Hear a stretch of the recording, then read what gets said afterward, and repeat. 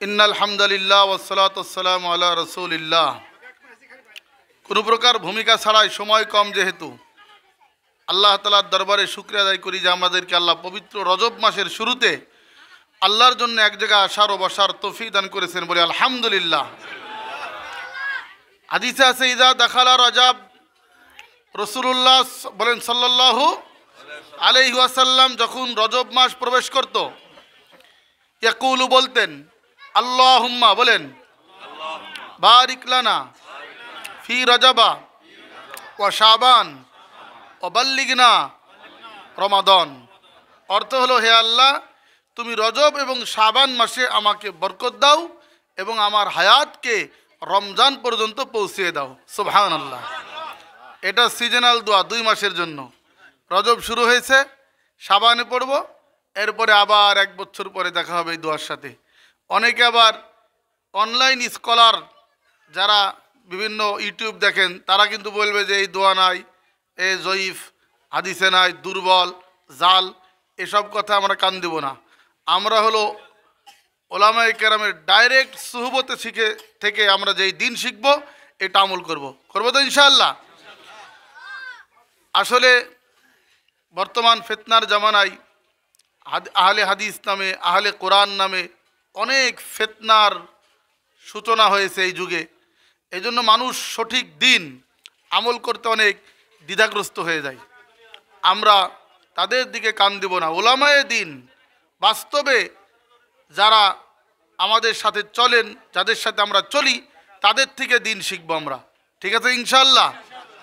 তাহলে এই হাদিস দুর্বল হলেও ফজিলতের হাদিস, আমলযোগ্য, আমল করতে কোনো অসুবিধা নাই। এই কথা বলেন না, কথা না বলে আগে আসেন।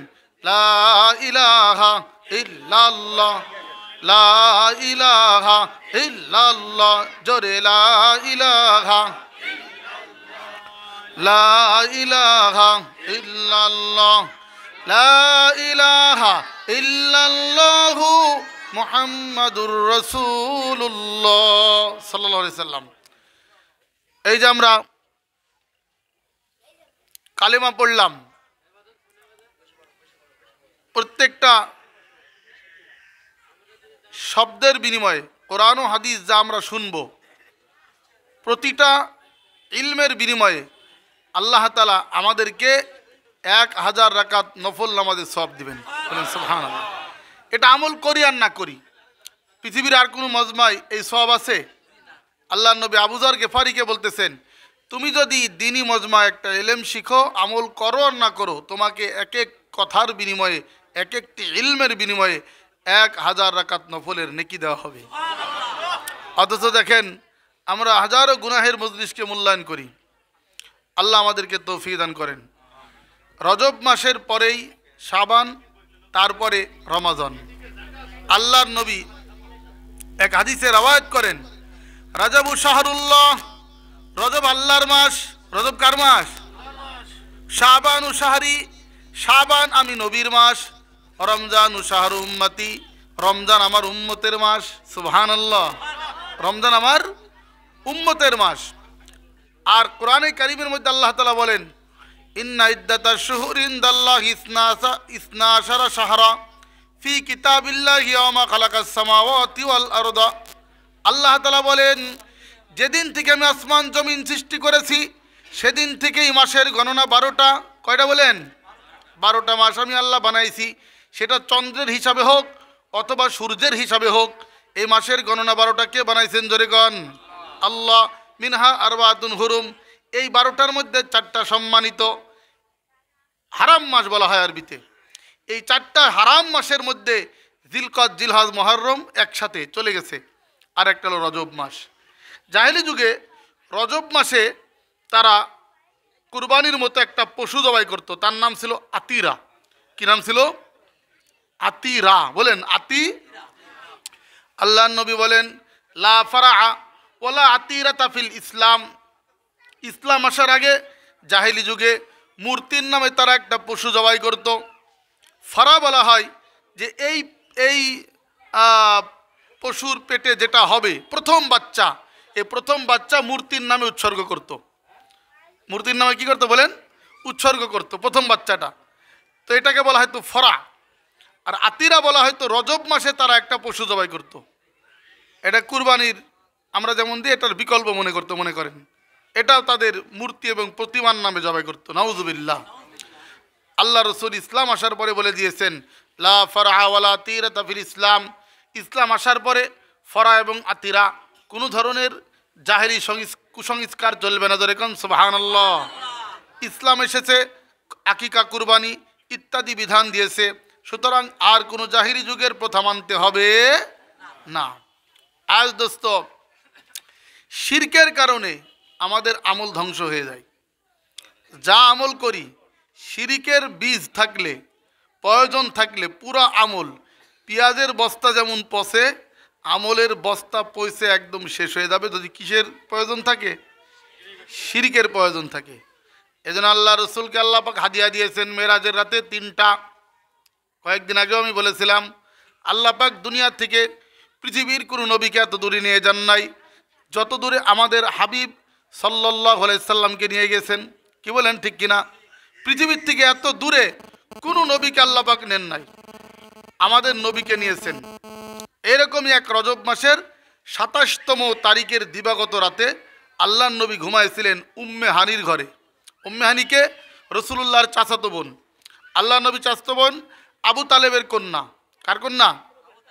আবু তালেবের কন্যা। উম্মে হানির ঘর ছিল একদম রুকনে ইয়ামানি বরাবর পশ্চিমে। তো ওইখানে ঘুমায় আছেন, হঠাৎ করে নবীজি বলতেছেন ইজ ফুরিজা সাকফু বাইতি। হঠাৎ আমি দেখলাম ঘরের ছাদ ফেটে গেল। দাখালা রাজুলান, 2টি লোক প্রবেশ করলো, আমাকে উঠালো। উঠানোর পরে হাতিমে কাবার মধ্যে নিয়ে গেল, এই যে বাইতুল্লাহর পাশে বুক বরাবর গাথা, এইখানে নিয়ে যাওয়ার পরে আমাকে ওপেন হার্ট সার্জারি করলো। নবীজির ওপেন হার্ট সার্জারি হয়েছে 4 বার। জোরে কোন কয়বার? শিশুকালে যখন নবী মোহাম্মদ সাল্লাল্লাহু আলাইহি সাল্লাম হালিমা সাদিয়ার বাড়িতে, তখন নবীর একবার ওপেন হার্ট সার্জারি হয়েছে। তখন বাচ্চাদের একটা স্বভাব থাকে শিশুসুলভ আচরণ। এই শিশুসুলভ আচরণ থেকে, দুষ্টুমি থেকে যেন নবীজি পবিত্র হয়ে যায়, এই জন্য বাচ্চাকালে শিশুকালে আল্লাহর নবীকে একবার ওপেন হার্ট সার্জারি করে কলিজা বের করে জমজম দিয়ে ধুইয়ে আল্লাহ পাক রব্বুল আলামিন হিকমত এবং এলেম দিয়ে ভরে দিয়েছেন। বলেন সুবহানাল্লাহ। আর একটা হলো তাগড়া যুবক, যখন 20 বছর বয়সে যখন ছেলেরা ইফটিজিং করে বেড়ায়। কি বলেন, ঠিক কি ঠিক না?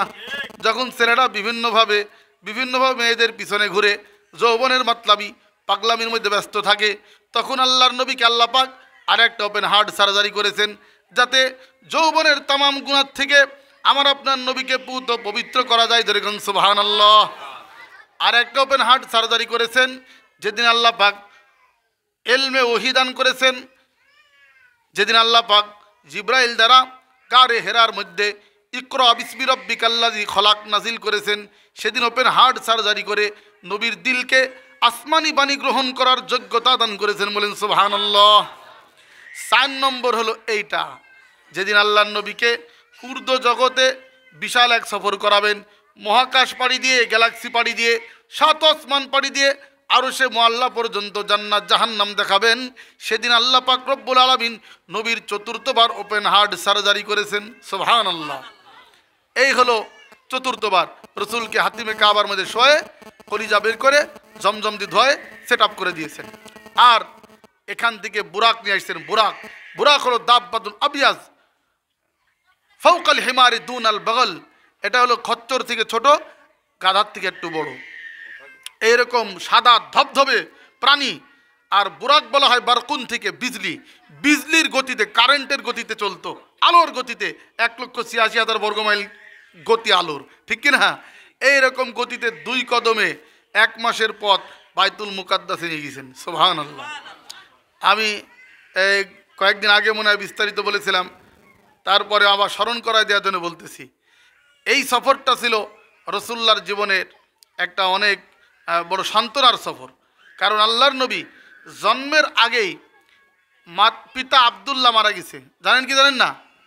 জন্মের পরে 6 বছর বয়সে মা আমেনা হার্ট অ্যাটাক করে মদিনার থেকে ফেরার পথে আবুয়া নামক স্থান ইন্তেকাল হয়ে গেছে। এরপরে দাদার অধীনে গেলেন। দাদা আব্দুল মুত্তালিব রসুল্লাহর 8 বছর বয়সে দুনিয়ার থেকে চলে গেছেন। এরপরে চাচা আবু তালেবের অধীনে গেলেন। চাচা আবু তালেবও রসুলুল্লাহকে সাল্লাল্লাহু আলাইহি সাল্লামকে 42 বছর কয়েক মাস লালন পালন করে দুনিয়ার থেকে চলে গেলেন। যিনি মহান নেতা ছিলেন, বড় সাপোর্ট ছিলেন।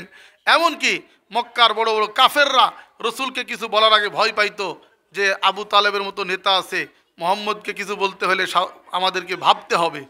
এই মহান নেতা আবু তালেব নবীর জন্য জেল খেটেছেন 3 বছর। শিয়াবে আবি তালেবের মধ্যে ছাগলের মতো মলত্যাগ করেছেন, গাছের পাতা খেয়েছেন। আল্লাহু আকবার। তবুও কিন্তু ঈমান নসিব হয় নাই। কারণ ঈমানের সম্পর্ক যদি তলব না থাকে, নাম আবু তালেব, তলবের পিতা, কিন্তু ভিতরে তলব নাই, তাহলে কি ঈমান আসবে? আসবে না। দোস্ত, ঠিক এরকমভাবে এত সাপোর্ট দেওয়ার পর ঈমান পান নাই, তারপরেও সবাই ভয় পাইতো যে আবু তালেবের জন্য কিছু বলা যাবে না। আবু তালেব চলে গেলেন। তার কিছুদিন পরে আবার খাদিজাতুল কুবরা রাসূলুল্লাহর স্ত্রী, ইনি বড় সাপোর্ট ছিলেন। কারণ শিল্পপতিকে মানুষ ভয় পায়, ঠিক কিনা? তার মাল দ্বারা অভাবের সময়, করোনার সময় কাজে লাগে, ঠিক কিনা? শীতকালে শিল্পপতি থেকে কম্বল পাওয়া যায়, এজন্য তার পিছে পিছে ঘুরে মানুষ। ঘুরে কি ঘুরে না? তো খাদিজার মাল দ্বারা মক্কার অভাব মিটত।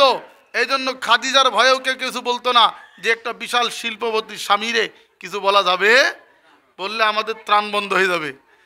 এবার খাদিজা ইন্তেকাল হয়ে গেছেন, নবী মহা টেনশনে পড়ে গেলেন। এই জন্য ওই বছরের নাম হলো আমুল হুজুন, টেনশনিয়ার, টেনশনের বছর। কিসের বছর? টেনশনের বছর। নবীজি মনে করলেন যে আমার ছোটবেলার সাথী যেখানে দুধ খেয়েছি, তায়েব যাই, সেখানকার লোক হয়তো আমার দিন গ্রহণ করবে। কিন্তু সেখানেও বিতাড়িত 6 মাইল 9 কিলো আল্লাহ রসুলকে এমনভাবে দৌড়াইছে, বসতে সুযোগ পান নাই, রক্তে রঞ্জিত করে রসুল্লাহ সাল্লাল্লাহু আলাইহি সাল্লামকে লাঞ্ছিত করে খেদাই দিয়েছে। কি বলেন, ঠিক কিনা? নবীজি টেনশন, যাব কোথায়? মাইয়া বিনি মাইয়ান সুরুনি, কে আমাকে আশ্রয় দিবে, কে আমাকে সাহায্য করবে? এইরকম পরিস্থিতিতে আল্লাহ সুবহানাহু ওয়া তাআলা বুঝাচ্ছেন, হে আমার হাবিব, আপনি হতে পারেন এতিম, এতিম হতে পারেন। আপনার চলে গেছে আব্বা আম্মা, চলে গেছে দাদা, চলে গেছে চাচা, চলে গেছে বিবি, টেনশন করেন না, আপনার জন্য আমি আছি। বলেন সুবহানাল্লাহ। কদিন পরে আপনি মদিনায় যাবেন, মদিনার লোক আপনাকে কলিজা দিয়ে ভালোবাসবে। সেখান থেকে মৌতের মাধ্যমে এমন এক জগতে আসবেন, সেখানে কি যে রেখেছি একটু আপনাকে শিক্ষা সফর করাই দেখাই। বলেন সুবহানাল্লাহ। যেমন আমরা মন ফ্রেশ করতে মাঝে মধ্যে ভিন্ন জগৎ, অন্য জগৎ, কুয়াকাটা, কক্সবাজার চলে যায় না? আল্লাহ পাক তার দোস্তকে একটু কক্সবাজার সফর করাছে, জান্নাতের কক্সবাজার, ঠিক কি না? এই সফরের জন্য 2 জনকে পাঠাইছে, আসমানি বিমান বুরাক দিয়ে পাঠাই দিয়েছে। এই 2 জন এসে বলছে, উঠেন জলদি, আপনাকে এক মহান সফরের জন্য আল্লাহ পাক আহ্বান করেছেন। সুবহানাল্লাহ। এদিকে আল্লাহ নবী বুরাক দেখে বললেন, এইরকম বাহন, এইরকম ইয়ামাহা পালসার আমার উম্মতকে কিয়ামতের দিন দেওয়া হবে কিনা? আল্লাহু আকবার। আল্লাহ পাক জিবরিলকে জানালেন, হাবিবকে সান্ত্বনা দেন, তার উম্মতকে আমি এরকম বুরাকের মতো গাড়ি দিব, বাহন দেব। সুবহানাল্লাহ। এরপরে আল্লাহ সুবহানাহু ওয়া তাআলা আমাদের নবীর দিলের মধ্যে এমন রহম রেখেছেন, দয়া রেখেছেন যে শুরুতে আমাদেরকে ভুলেন নাই। কি বলেন, ঠিক কিনা? এরপরে দোস্ত, বুরাকে যখন রসুল চড়তে যাচ্ছে, বুরাক নিচ্ছে না। কারণ কি? জিব্রাইল বলতেছে, মা রাকিবাকা হাদুন আফজালা মিনহু, হে বুরাক, তোমার উপরে এই মুহাম্মদের থেকে উত্তম কোনো ব্যক্তি পৃথিবীতে আসেনি, আসবেও না, যে সওয়ার হবে। সুতরাং তুমি কেন তার সাথে বেয়াদবি করছো? বুরাক বলতেছে, জিবরিল, আমারও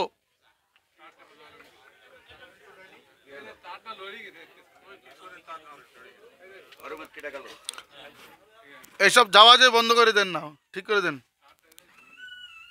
ঘরে যাওয়াজে বন্ধ করে দেন। বসেন, এবার অল্প সময় কথা হবে, এত নড়াচড়া করলে হয়, আর সময় আছে অল্প। জি ভাই, ভাই শুনি ভাই, 15 আজান 30-এ নামাজ, 15 আজান 30-এ নামাজ, আর কোনো কথা বলেন না, খামোশ হয়ে যান। তো বলতেছিলাম 15 শেষ হয়ে যাবে। আচ্ছা শনি ভাই, বলতেছিলাম যে আল্লাহ রসুল সাল্লাল্লাহু আলাইহি সাল্লামকে এবার বুরাক নিতে যাচ্ছে না। বলছে কি যে আমাকে বলুন যে কিয়ামতের দিন আল্লাহ তাআলা হাজার হাজার কোটি কোটি বুরাক যখন নাকি রসুলকে নেওয়ার জন্য পাঠাবে, নবী যেন আমি বুরাক ছাড়া কোথাও পা না লাগায়। বলেন সুবহানাল্লাহ। এরপর রসুল গেলেন 2 কদমে। মাঝখানে অনেক ঘটনা ঘটেছে। আমি মনে কয়েকদিন আগে এখানে বয়ান করেছিলাম, এক বুড়ি সালাম দিছে, জিবরিল বলতেছেন জবাব দেন না। এক বুড়া সালাম দিছে, জবাব দেন না। 3 জন সুদর্শন সালাম দিয়েছে, জিবরাইল বলছেন জবাব দেন। কারণ জিজ্ঞেস করলেন, বলেন বুড়ি হলো দুনিয়া, দুনিয়ার সালাম যে জবাব দিলে আপনার উম্মত দুনিয়াদার হবে। বুড়া হলো ইবলিস, ইবলিসের জবাব দিলে আপনার উম্মত ইবলিসের গোলাম হয়ে যাবে, মুরিদ হয়ে যাবে। আর এই তিনজন সালাম দিয়েছে, ইব্রাহিম, ঈসা এবং মুসা আলাইহিমুস সালাম। বলেন সুবহানাল্লাহ। এরপর আল্লাহর নবীকে একটা খেজুর গাছ এরিয়ায় নিয়ে গেলেন, বলে সালাম পড়, এখানে আপনি নামেন, 2 রাকাত নামাজ পড়েন। বলে কোন জায়গা এটা? বলছে ইয়াসরিব, মদিনা, এখানে আপনার হিজরত হবে। সুবহানাল্লাহ। এরপর এক পাহাড়ে নিয়ে গেলেন, নামাজ পড়েন 2 রাকাত, শুকরিয়া আদায় করেন। কোথায় এটা? বলে এটা মুসা কালিমুল্লাহর সেই তুর পাহাড়, যেখান থেকে তিনি আল্লাহর সাথে কথা বলতেন। সুবহানাল্লাহ। এরপরে বাইতুল্লাহ হাম নিয়ে গেলেন, বাইতুল মাকদিসের পাশে এই জায়গায় দেখাইলেন যে এখানে নামেন, এখানে ঈসা নবীকে তার আম্মা জন্ম দিয়েছিল। সুবহানাল্লাহ। এরপর এক কবরের কাছে নবীজি আটকে গেলেন। আরে এত ঘ্রাণ কোত্থেকে আসে? জিবরিল বলতেছেন এটা মাশেতা এবং তার 2 সন্তানের কবরের ঘ্রাণ। বলেন সুবহানাল্লাহ। বোঝালে মাশেতাকে আমি তো চিনলাম না। বলতে মাশেতা ফেরাউনের বাদী ছিল, তার মেয়ের চুল আশ্রাতে আশ্রাতে একবার চিরুনি পড়ে গেছে, তো বিসমিল্লাহির রহমানির রহিম বলে তুলেছিল। মেয়ে বলেছিল কোন রবের নাম বললা? আমার আব্বা কি বড় রব নই? তখন ওই মাশেতা বাদী বলেছিল আরে তোমার আব্বা কিসের রব? আমার রব তো রব্বি আল্লাহ, আমার রব তিনি আল্লাযী খালাকানি, যিনি আমাকে বানাইছে, খালাকাকি, তোমাকে বানাইছে, খালাকা আবাকি, তোর বাপকেও বানাইছে। সুবহানাল্লাহ। খালাকাল আলামিন, সমগ্র জগৎকে বানাইছে, তিনি আমার রব, তিনি আমার সব। বলেন সুবহানাল্লাহ। তখন আশ্চর্য হয়ে গেছে মুসা আলাইহিস সালামের প্রতি ঈমান আনার কথা শুনে। তখন এই ফেরাউনের মেয়ে বলছে আমি আমার আব্বাকে খবর দিব।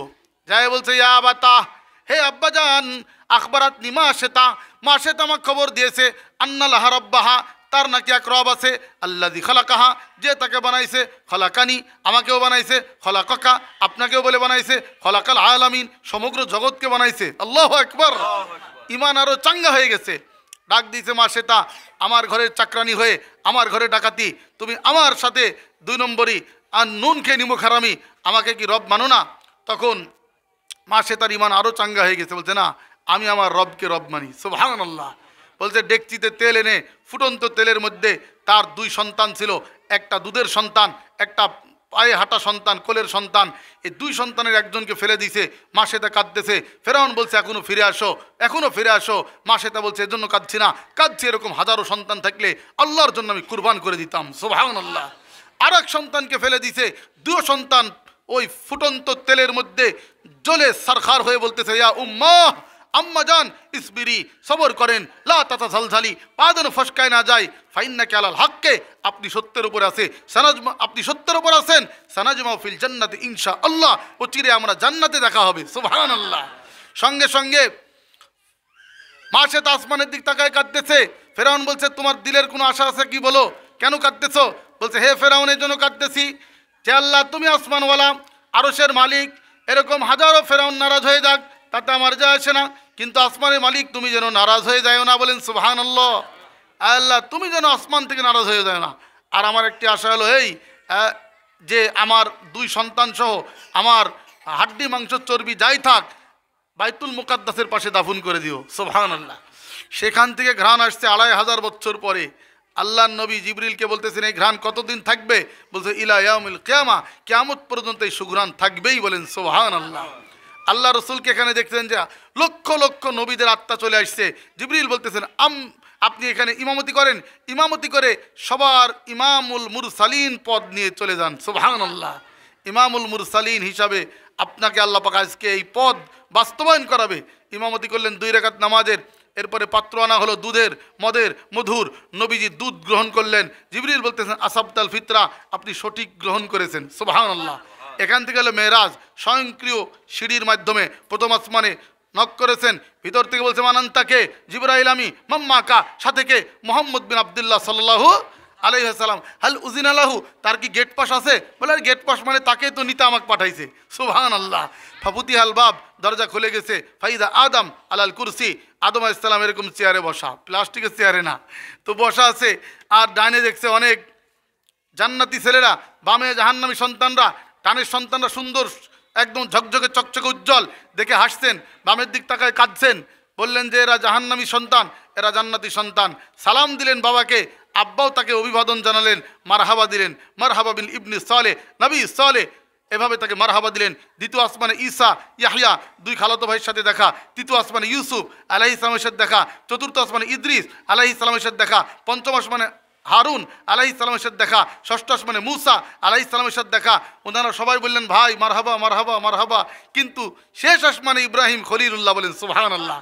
এই পিতা তিনি আবার বললেন মারহাবান বিল ইবনি সালেহ, হে নেক সন্তান তোমাকে মারহাবা, তোমাকে মারহাবা।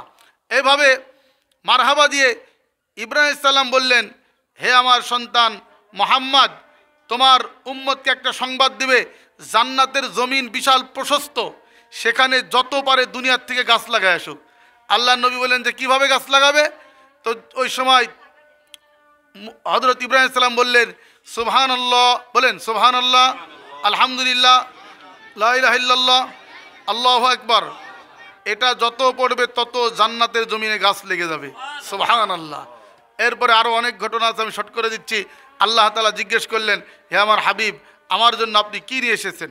আমার জন্য কি নিয়ে এসেছেন? আল্লাহ নবী বললেন যে আমি 3টা ইবাদত নিয়ে এসেছি। কয়টা? আমার সাথে বলেন। আজানের জবাব না দিয়ে অসুবিধা নেই। দিনই মজমাই দিনই তালিম চললে জবাব না দিলে গুনাহ হয় না। পরে আমরা আজান হবে না, তখন জবাব দিয়ে দেবো ইনশাল্লাহ।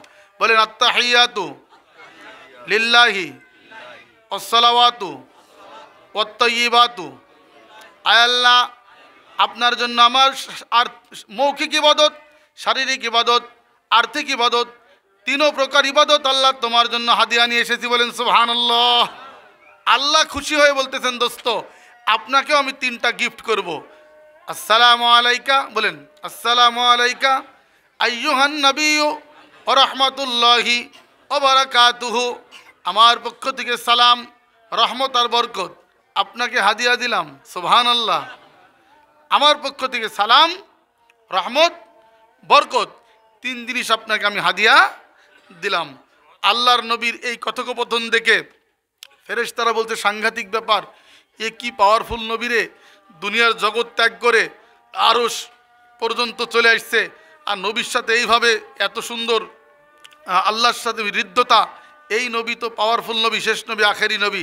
আমরা সাক্ষী দিয়ে দিলাম আশহাদু আল্লা ইলাহা ইল্লাল্লাহ, বলেন ওয়া আশহাদু আন্না মুহাম্মাদান আবদুহু ওয়া রাসূলুহু। আমরা সাক্ষী দিচ্ছি আল্লাহ এক এবং এই নবী মুহাম্মদ আল্লাহ রসুল, বলেন সাল্লাল্লাহু আলাইহি ওয়াসাল্লাম। দোস্ত এরপরে আল্লাহ পাক 3টা মোটা মোটা হাদিয়া দিয়েছেন। জোরে কোন কয়টা? জোরে কোন কয়টা? 1 নম্বর হাদিয়া দিয়েছেন মান মাতা ওয়া লা ইউশরিকু বিল্লাহ দাখালাল জান্নাহ। যদি কেউ শিরিক মুক্ত ঈমান নিয়ে মরে, যেটা আগে প্রথমেই বলেছিলাম আমি, শিরিক মুক্ত ঈমান নিয়ে যে পুরুষ বা নারী মারা যাবে, আল্লাহর নবী বলেন আমাকে 1 নম্বর হাদিয়া দেওয়া হয়েছে মাম্মা তাওহু আলা ইউশরিকু বিল্লাহ দাখালাল জান্নাহ। শিরিক মুক্ত ঈমান নিয়ে যে মরবে সে ডাইরেক্ট জান্নাতে চলে যাবে। বলেন সুবহানাল্লাহ। অবশ্যই কনফার্ম সে জান্নাতি, এক সময় না এক সময় সে জান্নাতে যাবেই যাবে। এটা হলো 1 নম্বর হাদিয়া। এটা কয় নম্বর হাদিয়া? বলেন 1 নম্বর হাদিয়া। এদিক তাকান। 2 নম্বর, বলেন কয় নম্বর? 2 নম্বর সূরা বাকারার শেষ 2 আয়াত। বলেন সূরা বাকারার শেষ 2 আয়াত। এই 2 আয়াত আরশের খাজানার থেকে বের করে আল্লাহ পাক আমাদের নবীকে হাদিয়া দিয়েছেন। বলেন সুবহানাল্লাহ। আর 3 নম্বর হাদিয়া দিয়েছেন খামসিনা সালাতান, 50 ওয়াক্ত নামাজ। জোরে কোন কয়েকত? জোরে কোন কয়েকত? 50 ওয়াক্ত নামাজ। এই 3টা হাদিয়া নিয়ে রসুল ফিরে আসতেছেন। ওদিকে 6 নম্বর আসমানে কে ছিল মনে আসতো? মূসা আলাইহিস সালাম। কে ছিল? মূসা আলাইহিস সালাম। তিনি ঠকাইছেন, হে আল্লাহর পয়গম্বর আখেরি নবী, একটু থামেন, দেখাই দেন আপনার ব্যাগে আল্লাহ কি হাদিয়া দিল। আল্লাহ রসুল বলেন 3টা হাদিয়া দিয়েছে। শিরিক মুক্ত ঈমান নিয়ে যে মারা যাবে নিশ্চিত জান্নাতে যাবে। আর একটা হাদিয়া সূরা বাকারা শেষ 2 আয়াত। 3 নম্বর হাদিয়া দিয়েছেন আল্লাহ তাআলা 50 ওয়াক্ত নামাজ। মূসা আলাইহিস সালাম বলছেন আগের 2টা ঠিক আছে, তবে লাস্টের নম্বরে আমার অবজেকশন আছে। ইরজি ইলা রাব্বিক, ফিরে যান রবের কাছে। ওয়াসআলহু তাখফিফ, কমাই নিয়ে আসেন। ফাইন্না উম্মাতাকা লা তুতিকু যালিক, জীবনে আপনার উম্মত পারবে না। ইন্নী জাররাবতু বনি ইসরাইল, 6 লক্ষ বনি ইসরাইলকে আমি চড়াইয়ে দেখেছি, নামাজই পড়ে না, খুবই পাইছে চোর, তারা পড়তেই চাবে না। আপনি এই জন্য জলদি গিয়ে ফিরে যান আল্লাহর কাছে, কমাই নিয়ে আসেন। তিনি ফিরে গেলেন, 5 ওয়াক্ত কমাইছে, আবার আসছে, আবার ফিরাই দিয়েছে, আবার এইভাবে 9 বার ফিরাইছে। কয়বার? 10বার আমাদের নবী বলতেছেন ইন্নী ইস্তাহিয়াতু রব্বি, ভাই মুসা রে, আমার রবকে আমার লজ্জা লাগছে, আর যাব না, আর যাব না। আসমান থেকে আওয়াজ আসছে, হে আমার হাবিব লা ইউবাদদালুল কাউলু লাদাইয়া, আমার কোনো কথা পরিবর্তন হয় না। শুনে রাখো, মানজা আবিল হাসানা ফালাহু আশরু আমসালিহা, জমিনে আপনার উম্মত 5 ওয়াক্ত নামাজ আদায় করবে, মিনিমাম 10 গুণ নেকি 50 ওয়াক্তের সওয়াব সে পাবে। বলেন সুবহানাল্লাহ। 50 ওয়াক্তেরই নেকি আল্লাহ পাক আখিরাতে দিবেন। ওটা ওই প্রথমে যেটা দিয়েছেন ওটা ডিলেট হয় নাই, ওরকমই আছে আখেরাতের কিবোর্ডের মধ্যে, ওখানে আখেরাতের মাদার বোর্ডে আখেরাতের সফটওয়্যারে 50 ওয়াক্তই আছে। কিন্তু আমাদেরকে আল্লাহ জমিনে 5 ওয়াক্ত দিয়েছেন। তবুও দোস্ত, ফজরে থাকি বিদেশি কম্বলের তলে, জোহরে থাকি পেঁয়াজের ভুঁয়ে, ঠিক না, পেঁয়াজের জমিনে, আসরে থাকি কল্যাণপুর বাজারে চার সিগারেট টানাটানিতে, মাগরিবে তো বিভিন্ন গল্প গুজবে, আর এসার আগেই তো খেতার তলে, ঠিক না। এই হলো আমাদের অবস্থা।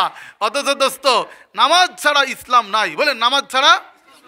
আল্লাহ পাক হজ, যাকাত, রোজা জমিনে জিবরিল দ্বারা নাজিল করেছেন।